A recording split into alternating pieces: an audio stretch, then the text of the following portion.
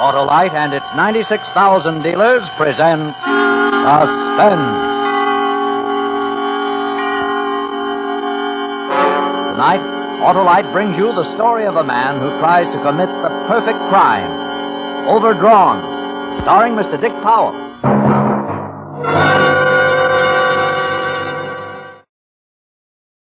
And now, with Overdrawn and the performance of Mr. Dick Powell, Autolite hopes once again to keep you in suspense. The next time you walk into a bank, notice the guy behind the window. For 17 years, I worked in a bank, took it in and doled it out. And there was never a day that I didn't feel like a dead ant in a jar of honey. When the feeling got hard to handle, I'd blow a week's salary on a blonde or a new suit. But it didn't help. Expensive things are like eating peanuts. You can't stop. Sure, you can push them away, but what do you accomplish? You just have to reach a little farther. Mr. McPherson, the president of the bank, valued my efficiency at a premium. Whenever a new man was hired, I was elected to show him the ropes. Mr. Graves, this is Mr. Robert Farley, our most experienced and conscientious teller. He'll see that you get off on the right foot. He'd pat me on the back and leave me to explain the rules and regulations to some wet-nosed kid fresh out of college. Hope you don't mind me hanging over your shoulder, Mr. Farley. Oh, hang anywhere you want. Huh? Nothing. Mr. McPherson tells me the procedure here is pretty strict. I wouldn't want to make any mistakes. Oh, it's not too bad, Graves. Pretty much the same as any bank. Just make sure you write your figures clearly and, Oh, the old man has one particular fetish. Be sure your initials are legible. Sure. A few years ago, we had two tellers with the same initials. There was a deposit error, and nobody could tell which one made it. They both got fired. Like some coffee? Well, I don't like to leave before I... Oh, I always bring a thermos. Hand me that briefcase, will you? Oh, sure. Grab yourself a paper cup. That drugstore gives me indigestion. Hope you like it black. Yeah, black's fine. Thanks. Been here long, Mr. Farley? Started as a messenger boy when I was 18.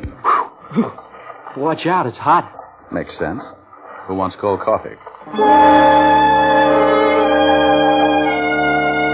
Get the picture? As monotonous as 50 miles of dirt road. Unless you've got patience. I had it. And for 17 years, I bet my patience on the longest shot in the world. If it happened, I was ready for it. For 17 years, I got up in the morning, filled my thermos with coffee, put it in my briefcase, and went to work. And every day I sat there with my hands full of money, waiting and hoping. Then one afternoon, as the minute hand on the big bank clock jumped from 2:59 to 3, it paid off. I'd like to cash a big check. How big? How much have you got? What? Don't move an inch or I'll blow your head off. He was a big man in a trench coat, and he held a gun pointed right at my chest. I looked down the line of windows. An armed man covered each one. Don't let anybody move. This is a holdup. Hurry it up, buddy. All the money you got in the drawer. I reached for a stack of thousands and watched him rake the money into a leather bag. I kept handing him money, praying someone would get to the alarm. Come on, let's have it faster. Get that guy into the floor.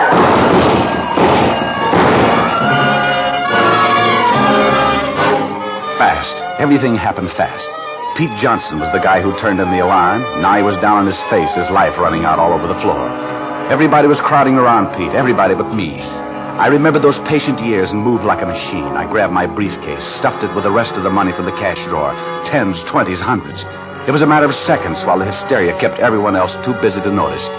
Then I closed the case, put it back under my counter. I took a deep breath and joined the crowd standing around Pete Johnson. What'd the guy look like? Well, officer, he had on a trench coat and a hat. What color was the hat? What color the coat? Well, the coat was tan, I think. The hat green or gray. Did you get a good look at his face? No. I was too busy looking at his gun. Well, we got pretty good descriptions. You can send everybody home. They got about 80,000. Your window took the biggest loss, Farley. Oh, well, he cleaned me out. I'm sorry, Mr. McPherson. Can't be helped. Certainly nothing for you to worry about. I'll see you in the morning. Yes, sir. Mr. Farley. Huh? What is it, Graves? I just thought maybe you wanted a lift home. No, thanks. I'm still a little shaky. I think I'll walk it off. Thanks just the same. Sure, Mr. Farley. Anytime. So far, so good. About a 50-foot walk to the front door, and I'd be on the street. Easy street. But I took my time. Too close to look anxious. Too close to attract attention. I closed the drawer, reached down, and stopped. My fingers inches away from the leather handle on the briefcase. At the front door stood 2 policemen. They'd stopped one of the tellers and were questioning him, asking him about a lunch pail he was carrying. They made him open it, and I got sick. I'd never make the street with that briefcase. Suddenly, everything seemed mixed up, confused. I grabbed my coat, headed for the door.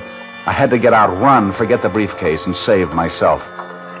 All the way across the bank, I kept telling myself, relax. Slow down. Hold it, mister. What's the matter? Just checking. No packages, huh? No. Okay, good night. Good night. Mr. Farley? Mr. Farley? Hey, you. What? Guy calling you. Mr. Farley, forgot your briefcase. You wouldn't have had any hot coffee in the morning. Oh, yeah. Thanks, Graves. That your briefcase? Yeah, why? What's in it? An empty thermos. Better have a look. Mr. Farley, Yes, sir? I hope you weren't upset about your window.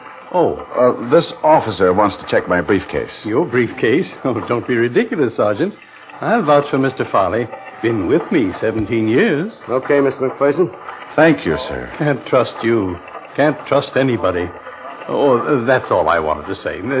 See you in the morning. Yes, sir.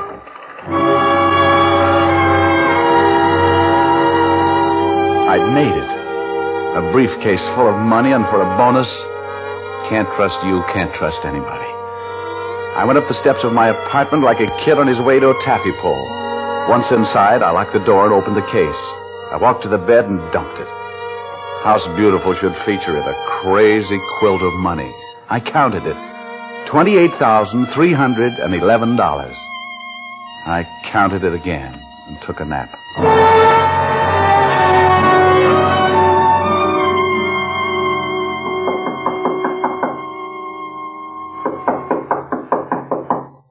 I looked at the clock on the nightstand. 7:10. I'd been out about a half hour. Somebody was knocking at my door. I shoveled the money back into the briefcase and put it under the bed. Who is it? Graves, Mr. Farley. Can I see you a minute? Oh, I'll be right there. Oh, you've been asleep? Yeah, Didn't mean to wake you up. that's okay. What's on your mind? I stopped off at the corner market, bought a fifth. I thought they only sold milk and quarts. Oh, I thought maybe you'd want a drink. Now, why did you think maybe I'd want a drink? Oh, I'm sorry. I just wanted to talk. I'll see you in the morning. No, wait a minute. Come on in. Come on. I could use a drink. I'll get some glasses. Make yourself comfortable. Thanks. Now, what's the occasion? Oh, just thought you might still be a little upset after that holdup. Upset? Yeah. You were pretty nervous. Oh, yeah, I guess I was. You're a nice kid. Thanks. This okay? It's a blend. Sure. No soda. Water all right? Yeah, fine. Well, cheers. Cheers. Mr. Farley, Yeah? what are you going to do with all that money? What? That money you put in your briefcase. What are you going to do with it? You out of your mind? I saw you. If you haven't figured out what you're going to do with the money, I could sure use some of it. He sat across the table from me, smiling like a young rattlesnake in a rabbit pen. He took out a cigarette, leaned back in his chair, and lighted it. He blew the smoke across at me in a long, thin stream. I could feel the panic again. The smoke spread out and hung over the table. 50-50, Mr. Farley. I think that's fair. Half of 17 years. He was asking for half of a lifetime, and I couldn't spare it. What do you say, Mr. Farley? No. Okay. Oh, wait a minute. Yes, Mr. Farley? Change your mind? Yeah, Well, good. Let's have another drink. sure. Say when. Hold it. That's fine. Cheers. Cheers. You're too young to drink anyway.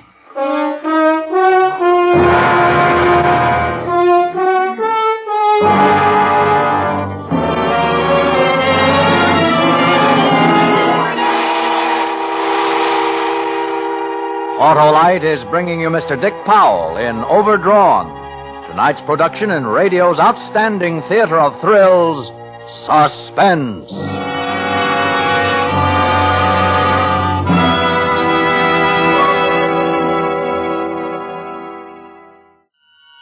And now, Autolite brings back to our Hollywood soundstage Mr. Dick Powell in Elliott Lewis's production of Overdrawn, a tale well calculated to keep you in suspense.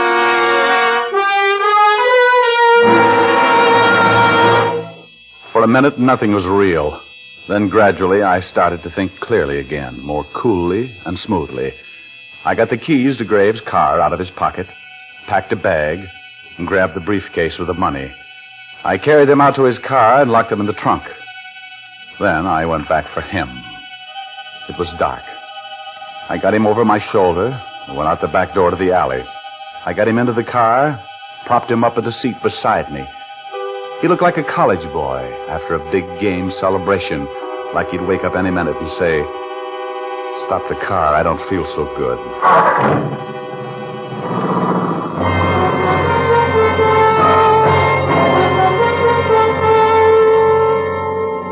A few miles outside of town, there was a reservoir. I pulled up a few feet to the edge and sat there a minute, smoking a cigarette. I didn't dare go too fast. Had to know the next move. Suddenly, the kid's body slipped a little and leaned against my shoulder like he wanted to hurry and get it over with. It was the least I could do. I grabbed my briefcase and bag, took the brake off, and shoved. The car slid into the water in a slow, smooth glide.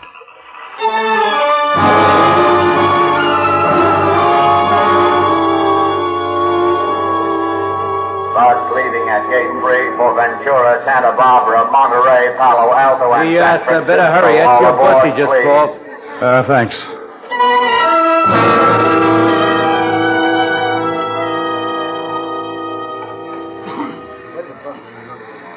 It was dark in the bus and too many people were using the air. A baby in the back somewhere didn't like it either. I put a cigarette in my mouth, and as I struck a match, the glow lit up the face that leaned toward it from the next seat. Hold it, will you, honey? Thanks. Oh, stuffy in here, isn't it? Yes, it is.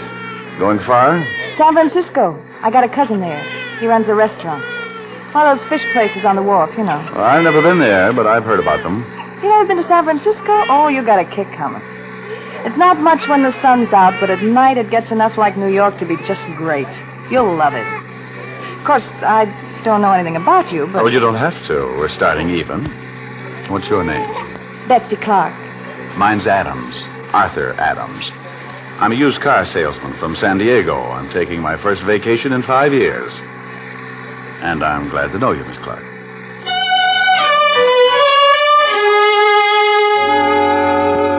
There were times during the trip when I shied away from her. I couldn't possibly be lucky enough to pick up a right girl in such a wrong place. But she got to be important to me just by being there. I didn't want to be alone. We got to San Francisco about 8 o'clock the next morning, and I felt panic again. She'd leave me now and go to her cousin. Leave me in a vacuum to hold hands with a briefcase in the past. Where are you going to stay, Arthur? I don't know. Some downtown hotel, I guess. Any suggestions? Well, there's a little place on Geary. It's clean. The price is right. Sounds fine. What's the address? 354 South. Come on, we'll take a cab. We? Well, unless you want to walk. It's a good 10 blocks. Oh, I thought you were staying with your cousin. I changed my mind. Besides, you're liable to get lost without me. These San Francisco streets can be very confusing.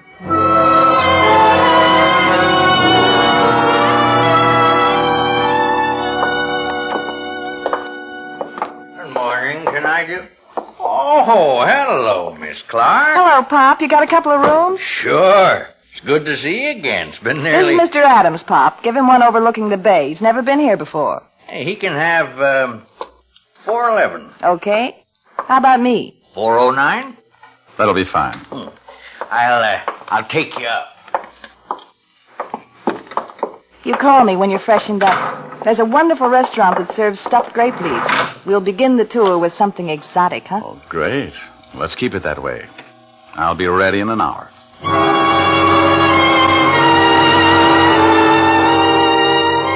I got settled in my room and had Pop bring me a paper. The bank robbery story was there, but that's all. In a day or two, there'd be more. I dressed for dinner, filled my pocket with enough money for a couple of big weeks, then took the briefcase downstairs to the desk. Can you put this case in the safe for me, Pop? Oh, sure, Mr. Adams. Just a moment. I'll give you a receipt. Is this the house phone? Oh, yeah. 409, please. Hi. I'm downstairs. I had to put something in the safe. Okay. Here's your receipt, Mr. Adams.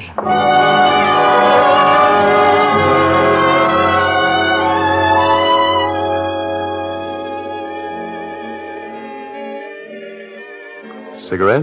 Mm-hmm. Oh, wonderful, Tinny. Would you like to dance? I'd love to. You having fun? Mm-hmm. Arthur, Yeah? how long's your vacation? 3 weeks. Why? I just wondered. You're a good dancer. We kept dancing for the rest of the evening, holding her close with her smooth face next to mine and her hair smelling fresh and clean. Ever play king on the mountain? Scrap your way through a dozen kids and finally make the top? You feel bigger than anybody, standing up there battling to keep them from pulling you back down. The top of the mountain was mine, and she was dancing with me up there. And nobody was going to pull me down again. I thought about Graves lying at the bottom of the reservoir with his head broken. They probably wouldn't find him for weeks.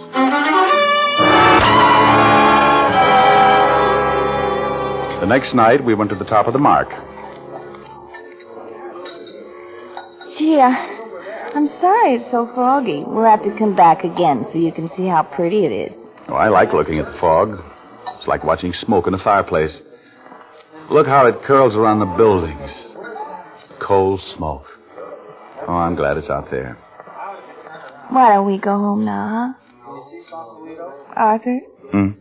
Why don't we go home now? No, not yet. Well, I don't think I want another drink. Hey, what happened to you all of a sudden? You miss your used car a lot? Sorry, I was thinking about somebody. A girl? Hey, maybe you're married. I never even asked you that, did I? Who are you thinking about? Oh, it's not important. Just a guy who wanted me to sell out to him. I kind of wish I had.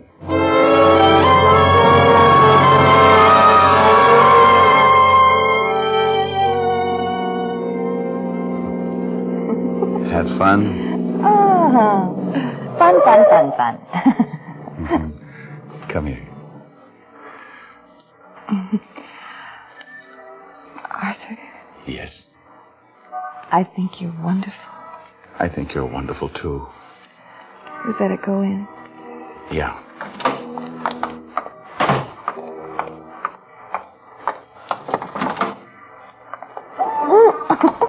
Steady she goes. Gee, I'm a little tight. Want the papers? Mm-hmm.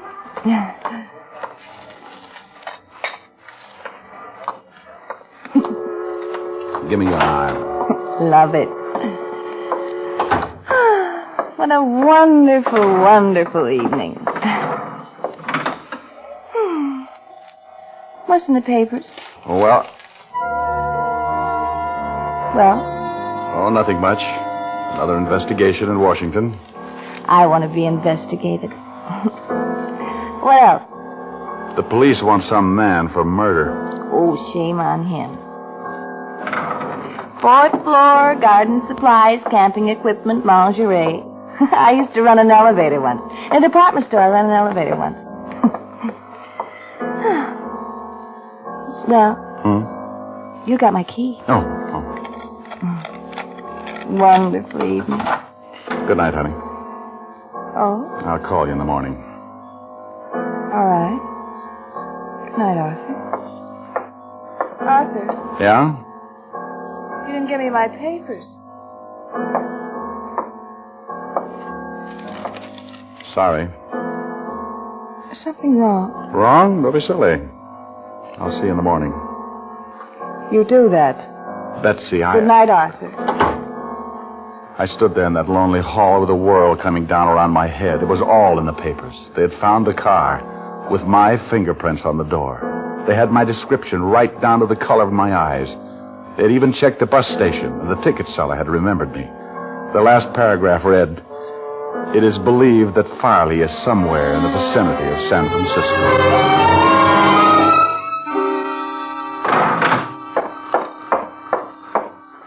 Pop.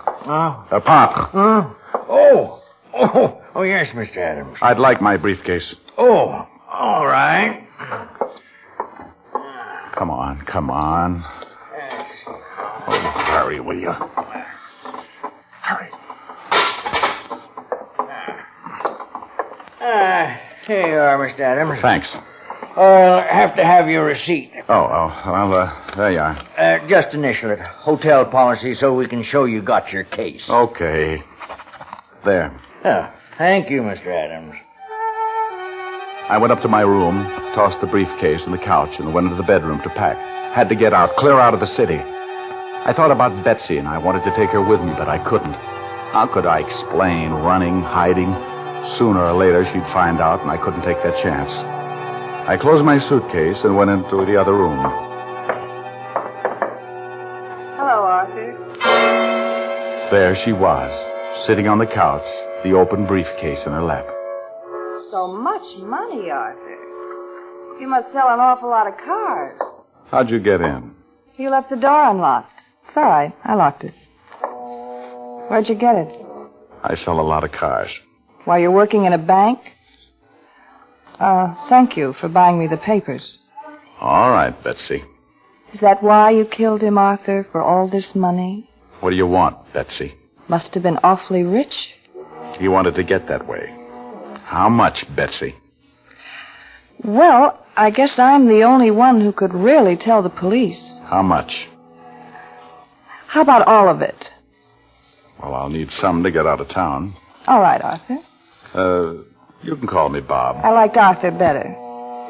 Here's $20. Think you better hurry. You know why I killed that man, Betsy?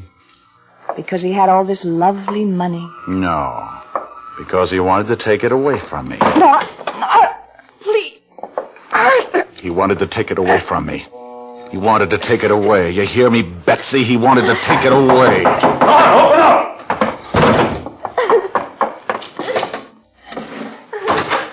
Where is he? Why, Miss Clark, are you all right? Hey, you, stop! Stop!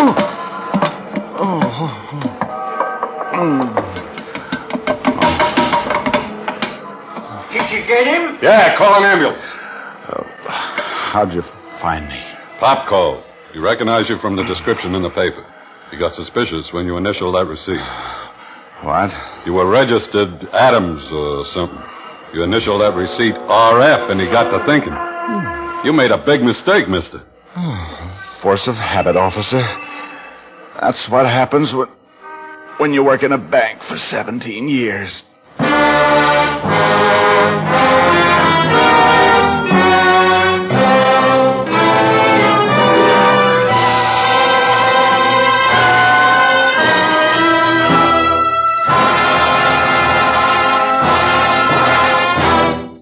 Suspense. Presented by Autolite. Tonight's star, Mr. Dick Powell.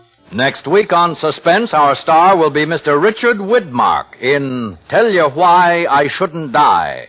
To be followed on June 14th by Mr. Gregory Peck, who will tell you the truth about Jerry Baxter.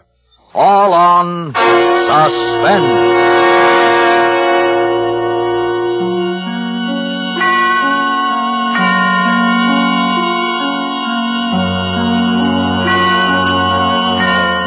Suspense is produced and directed by Elliott Lewis, with music composed by Lucien Moraweck and conducted by Lud Gluskin. Overdrawn was written for Suspense by Blake Edwards from a story by Robert Platt. In tonight's play, Mary Jane Croft was heard as Betsy and Dick Crenna as Graves. Featured in the cast were Norman Field, Ed Max, Benny Rubin, and Joseph Kearns. Dick Powell may be heard each week on his own radio program, Richard Diamond, on another network. And remember, next week on Suspense, Mr. Richard Widmark in a tale we call Tell You Why I Shouldn't Die.